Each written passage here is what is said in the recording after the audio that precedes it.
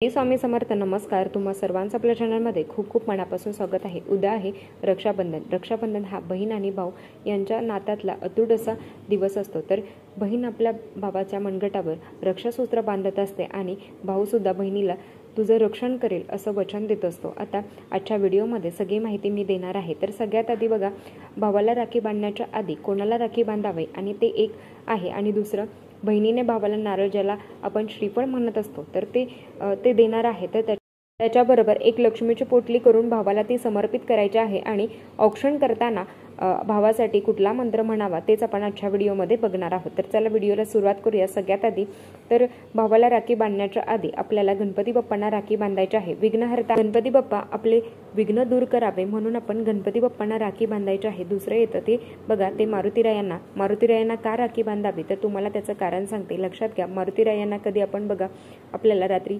झोप लागत नाही, मग कधी आपण दचकून उठतो किंवा कुठल्या पण अज्ञान ठिकाणी गेलो की आपल्याला भीती वाटते, तेव्हा आपण काय म्हणत असतो, रामरक्षा म्हणत असतो किंवा हनुमान चालीसा म्हणत असतो. तर त्याच पद्धतीने प्रभू श्रीरामांची सेवा केली तर मारुतीराया प्रसन्न होतात. मारुतीरायांची सेवा केली प्रभू श्रीराम प्रसन्न होतात. आपलं तर रक्षण त्यांनी करावं म्हणून त्यांना राखी बांधायची असते. आता जे राखी बांधणार नाही आहे, मग त्यांचं देव रक्षण करणार नाही आहे का, असं अजिबात नाही आहे. त्यांचं पण ते रक्षण करत असतात. पण प्रत्येक दिवसाचं एक महत्त्व असतं.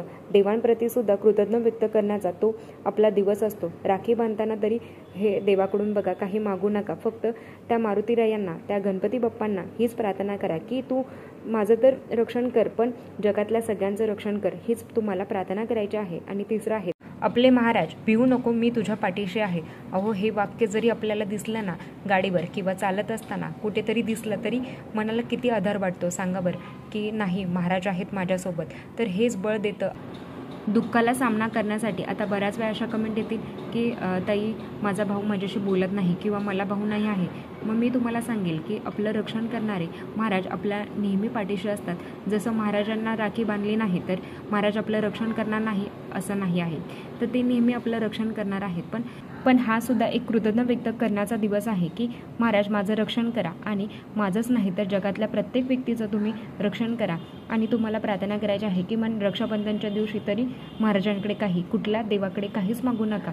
आता तुमचे जे इष्टदेव आहेत, कोणी भगवान शंकरांची उपासना करतात, तर कोणी मारुतीरायांचे, जे तुमचे इष्टदेव आहेत त्यांना तुम्ही आवर्जून राखी बांधायची आहे. आता ताई, आम्ही आमच्या माहेरी आहोत, तर हरकत नाही, तिथे सुद्धा तुम्ही गणपती बाप्पांना, आता मारुतीरायांच्या मंदिरात जाऊन राखी बांधावी. आणि बऱ्याच वेळा बघा महिलांना प्रवेश नसतो, मग ही राखी काही महिलांनीच बांधायची का, तर नाही, पुरुषांनी सुद्धा त्यांनी राखी बांधू शकता किंवा त्यांच्या बघा मंदिराच्या बाहेर जवळपास कुठेतरी ठेवू शकता. अगदी पुरुष गेले तरी त्यांना मध्ये बघा प्रवेश असतो, तर त्यांनी तिथे सुद्धा राखी ठेवली तरी हरकत नाही. महाराजांचा फोटो असेल तर घरात महाराजांचा, तर त्यांना तुम्ही फोटोला सुद्धा तुम्ही त्यांच्या चरणांच्या जवळ राखी ठेवू शकता, ज्याला आपण देवराखी म्हणतो. तर देवराखी गोंड्याची असते, तर ती आपल्याला देवांना बांधायची असते. आता दुसरं की उद्या प्रत्येक बहीण भावाला राखी बांधणार आहे, तर ताई मला भाऊ नाही आहे, महाराज आहेत ना, तर नेहमी रक्षण करणारे. पण ज्यांना भाऊ आहे किंवा ज्या बहिणी भावाला राखी बांधणार आहे, तर त्यांच्यासाठी सांगणार आहे की मुलगी ही घरातली लक्ष्मी असते. तर आपल्याला माहिती आहे, तर पहिली मुलगी ही धनाची पेटी आहे. किंवा कोणाला मुलगी झाली तर आपण म्हणतो अरे बाबा रे, तुझ्या घरात लक्ष्मी आली. भले ती लग्न करून तिच्या घरी गेली असेल तरी सुद्धा बापाची मुलगी लक्ष्मीच असते. तर आपण लक्ष्मी आहोत, आणि आपण सासरची पण सुद्धा लक्ष्मी आहोत, आणि आपण माहेरची सुद्धा लक्ष्मी आहोत. तर हे विसरू नका.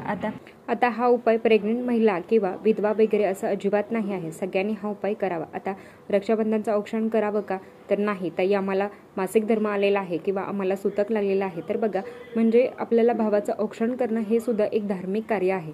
मी तर तुम्हाला सांगेल की तुम्हाला जर मासिक धर्माचा अगदी दुसरा, तिसरा, चौथा दिवस असेल तरी थांबून घ्या. मग तुम्ही तिसरा, चौथ्या दिवसानंतर तुम्ही उघडलं तरी चालेल. तर मासिक धर्मात तर ओढू नका. बाकी तुमची इच्छा, पाळणं न पाळणं हे तुमच्यावर आहे. तर आता बघा, मी तुम्हाला जसं बोलली की मुलगी ही आपल्या माहेरची सुद्धा लक्ष्मी असते, सासरची सुद्धा लक्ष्मीच असते. तुम्हाला काय करायचं आहे, तर तुम्हाला पॉकेटमध्ये यथाशक्ती, अजिबात कुठलंच बंधन नाही आहे. 1 रुपया असेल तरी चालेल. तुमच्या पॉकेटामध्ये जे काही पैसे असतील, मग 1 रुपया असेल, 5 रुपये असेल, 10 रुपये असेल, 100 रुपये असेल, तुमच्या इच्छेने, स्वइच्छेने तुम्हाला एक लाल रंगाचं वस्त्र घ्यायचं आहे. तर हे छोट्या साईजचं बघा घ्यायचं आहे. तर छोटंसं हातभर तेवढं वस्त्र घ्यावं. तर लाल रंगाचं वस्त्र पाहिजे. तर त्या वस्त्रामध्ये तुम्ही 1 रुपया, 5 रुपया 10 रुपये टाकावं. तर त्याला हळद कुंकू लावायचं आहे आणि त्याच्यात थोडेसे अक्षदा टाकायचे आहेत. अक्षदा पांढऱ्या टाकायच्या आहेत. तर त्याची पोटली करायची आहे. तर पोटली करताना हे सगळं प्रक्रिया होत असताना म्हणजेच माझ्या भावाच्या आयुष्यात जे काही आर्थिक अडचणी आहेत तर त्या कमी होतात. तर ताई, माझ्या भावाचं लग्न झालं नाही आहे तरीसुद्धा तुम्ही हे करू शकता. माझा भाऊ लहान आहे तरीसुद्धा तुम्ही हा उपाय करू शकता. तर तुम्हाला काय करायचं आहे तर बघा, त्याची छोटीशी पोटली तयार करायची आहे आणि हे सगळं करत असताना माझ्या भावाची आर्थिक परिस्थिती चांगली होऊन दे, त्याला सुख समृद्धी, त्याच्या संसारात सगळं जे काही आर्थिक अडचणी आहेत तर ते कमी होऊन दे अशी प्रार्थना करायची आहे. आणि ती जी पोटली आहे तर तुमच्या देवघरात अगदी सासरचं असेल माहेरचं असेल कुठलं पण असेल तर थोडा वेळ ती ठेवायची आहे.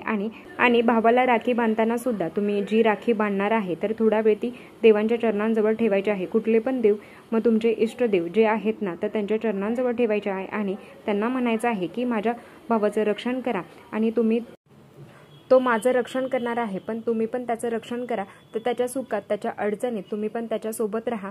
तर त्याचा संसार सुखाचा होऊन दे. जर तो कुठे कॉलेजला असेल तर बाहेर असेल तर त्याचं तुम्ही रक्षण करा. नोकरी समस्या असेल तर मनातल्या मनात आपण म्हणत असतो की माझ्या भावाला नोकरी लागून दे. तर ही आपल्याला एक प्रार्थनेचा भाग आहे. तर हे सगळं राखी आणि ती जी काही पोटली आहे तर ती तिथेच ठेवायची आहेत आणि प्रार्थना करायची आहे.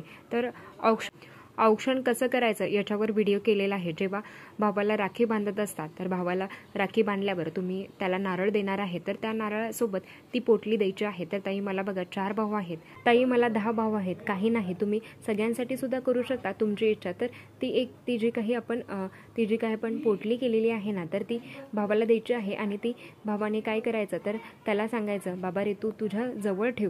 ते पैसे खर्च करू नका, ते तुझ्या जवळ ठेव. जसं मी तुम्हाला व्हिडिओच्या सुरुवातीला सांगितलं की मुलगी ही लक्ष्मी असते आणि आपल्याच घरातली लक्ष्मीने, साक्षात लक्ष्मीने आपणच आपल्या भावाला किंवा माझ्या घरातल्या लक्ष्मीने माझ्या लेकाला, माझ्या मुलाला जर तिच्या स्वइच्छेने काही पैसे देत असेल तर नक्कीच माता लक्ष्मीची कृपा तुमच्यावर राहील. सगळ्यात महत्त्वाचं की तुम्ही हा उपाय करताना तर त्याला जो काही तुम्ही लक्ष्मीची पोटली देणार आहात तर मनात एकच की माझ्या भावाचं सगळं चांगलं होऊन दे, त्याच्या आयुष्यात सुख समृद्धी नांदून दे, ही तुम्हाला प्रार्थना करायची असते. त्याच्याबरोबर आपण जेव्हा भावाचं औक्षण करत असतो, औक्षण करून पूर्ण झाल्यावर राखी बांधल्यावर परत भावावरून आपण दिवा ओळून टाकत असतो. तेव्हा ना तुमच्याकडे जे काही पैसे असतील, अगदी 10 रुपयाची नोट असेल तर 20 रुपये असेल, ती ना भावावरून ओवाळणी, एकदा आपण जसं आपण बघा आपण ना ओवाळणी टाकतो. ओवाळणी टाकणं माहिती आहे, बऱ्याच गावात ही बघा प्रथा असते की तुमच्याकडे ती आहे का. बऱ्याच वेळा बघा आपण जेव्हा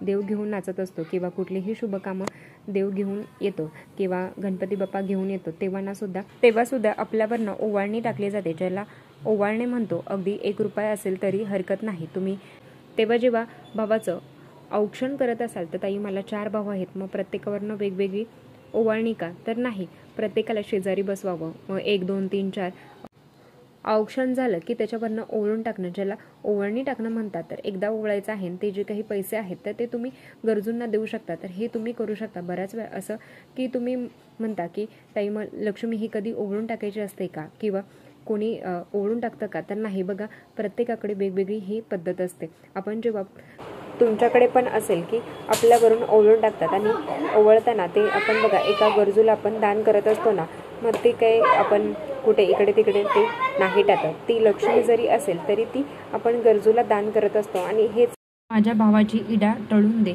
त्याला बळीराज्याचं राज्य येऊन दे, ही प्रार्थना करतो. पण नक्की ती जी आपण ओवाळणी आहे ना ती तुम्ही एखाद्या गरीबाला, अगदी म्हणतो ना की जाताना कोणीतरी गरीब माणूस दिसलं तर त्यांना तुम्ही बघा ती ओवाळणी देऊ शकता. तर भावाचं औक्षण करताना पण काही मंत्र आहे तर तो तुम्हाला म्हणायचा आहे. येन बंधू बळीराजा दानवेंद्रो महाबला त्वाम प्रतिबंधन नामी रक्षे माचलहा. तर हा मंत्र आहे, हा जो तुम्हाला म्हणायचा आहे. तर आपल्याला आपल्या भावाचं औक्षण करण्यासाठी, औक्षण करताना तर हा मंत्र तर म्हणायचा आहे. पण आपण नेहमी म्हणत असतो की इडापिडा टळून दे, बळीचं राज्य येऊन दे. पूर्ण गंधे लावेपर्यंत, ते भावाचं औक्षण करेपर्यंत तुम्हाला हीच प्रार्थना करायची आहे की माझ्या भावाच्या आयुष्यात कधीही कुठलंच दुःख नको येऊन दे आणि कधीच कुठला त्रास नको येऊन दे. तर भले तुमचा आणि तुमच्या भावामध्ये आता मतभेद असेल पण जगाच्या पाठीवर कुठलीच बहीण आपल्या भावाबद्दल कधीच अपशब्द बोलणार नाही. आणि जरी तुम्ही बोलला असाल तरी कृपया माघार घ्या. कारण रागाच्या भरात बऱ्याचशाच गोष्टी आपण बोलून जातो पण त्याच्यानंतर आपल्याला त्रास होतो ना. तर होतं ना, माहिती आहे ना, मग जग बोले मी तुम्हाला जरी काही वाईट बोलली तर ते माझ्याकडे परत रिटर्न येणार आहे. म्हणून या ज्या काही क्रिया करत असतो ना, मग ती पोटली असो काही पण असो, या युनिवर्सकडे चांगला मेसेज द्यायचा आहे. जगातल्या सगळे भाऊ असेल मग तुमचा मानलेला जवळपास सगळे सुखात राहून दे, प्रत्येकाच्या संसारात सुख नांदून दे, प्रत्येकाला सद्बुद्धी दे, प्रत्येकाने आपापले कर्तव्य पार पाडून दे. मी भावांना पण सांगेल की हा बहिणीचा मान आहे तर तो तिला दिलाच पाहिजे. काही पण असो, मग स्वखुशीने तिला काहीतरी पण द्यावं. आणि नक्कीच तिला तुमच्याकडून कुठली पण अपेक्षा नाही आहे, तिला फक्त प्रेम हवं आहे. तेच खूप जास्त महत्त्वाचं आहे. तर आजच्यासाठी इतकंच. आजचा व्हिडिओ इथेच थांबवते. आवडला असेल तर लाईक शेअर सबस्क्राईब. परत भेटूया अशाच नवीन व्हिडिओसोबत. तोपर्यंत धन्यवाद. श्री स्वामी समर्थ.